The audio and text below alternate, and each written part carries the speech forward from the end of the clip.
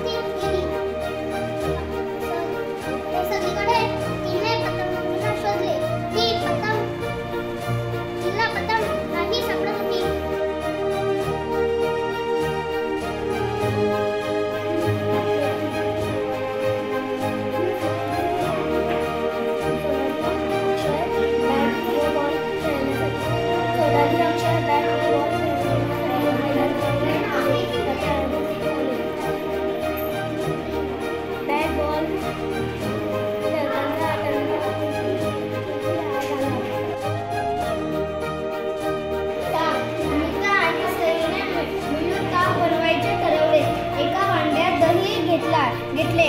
त्यात पाणी टाकले. सईने मोठ्या चमच्याने ते ढवळले. त्यात त्यांनी साखर टाकली, बर्फ पण टाकला. सर्व मिश्रण त्यांनी व्यवस्थित ढवळले. त्यानंतर दोघींनी ताक पिण्यासाठी ग्लासामध्ये घेतले. एकमेकींना बोलत त्या ताक पिऊ लागल्या. नोकरीचा मुद्दा. आजी आणि मुली. थंडीचे दिवस जवळ आले होते. आजी माझ्यासाठी स्वेटर विणत होती. स्वेटर विणण्यासाठी आजीने लाल रंगाचा लोकरीचा गुंडा घेतला. आमची लाडकी मणी आजी जवळच होती. आजी करत असलेली विणकाम मी व माझी बहीण अंगणात उभे राहून बघत होतो. कोवल्या उन्हात आजी अंगणातील बाजल्यावर बसून स्वेटर विणत बसली. लोकराचा गुंडा तिच्या मांडीवर होता. आजी स्वेटर विणताना लोकराचा गुंडा हलत होता. मनीने लक्ष द्या. पाणीपुरी आई हे निकिताच्या आवडतीची पाणीपुरी बनवली. निकिता पाणीपुरी बघून खुश झाली. सौरभ व निकिताला बाबा फुलपाखरू. स्वाती सुट्टीच्या दिवशी बागेत जायची. फुलं आणि फुलपाखरू तिला आवडायची.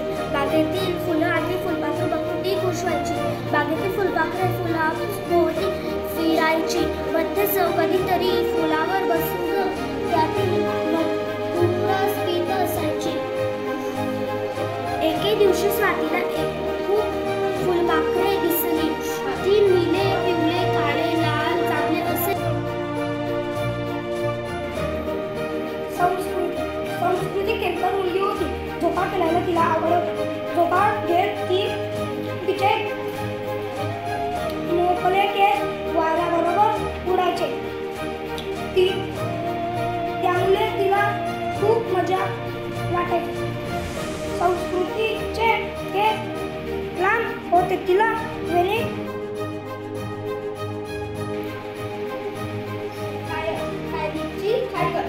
सायलीच्या मैत्रिणीकडे सायकल होती. ती रोज शाळेत सायकलवर बसून यायची. सायलीने आई बाबांजवळ सायकल घेण्याचा हक्क धरला. गीता आणि सीता.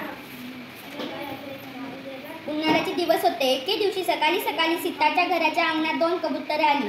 सीता नेहमी अंगणातील भिंतीवर पक्ष्यांना दाणे ठेवायची. रोज पक्षी येऊन दाणे खाऊन जायचे. त्या दिवशी अंगणात तिला 2 कबुतरे दिसली. कबुतरांना पाहून सीता खुश झाली. ती त्या कबुतरांना पाहण्यासाठी अंगणात आली. विरू सकाळी लवकर उठला व त्याने दात घासले. त्याने तांब्यामध्ये पाणी भरून घेतले. चूल भरण्यासाठी तो अंगणात आला. खरखर पाण्याचा आवाज करत तो चूल भरत होता. चूल भरताना विरू नजर कुंडीकडे गेली. कुंडीच्या मध्ये त्याला पोपट दिसला. त्याने तनूला जोरात हाक मारली. विरूच्या आवाजाच्या दिशेने तनू अंगणात आली. विरूने तनूला पोपट दाखवला. राघू हळूहळू चालत होता. हा आता आजीचा चष्मा. ही गीताची आजी आहे. आजीला वाचनाची आवड आहे. आजी चष्मा लावते आणि रोज पेपर वाचते. एके दिवशी आजीला तिचा चष्मा भेटेना. तिला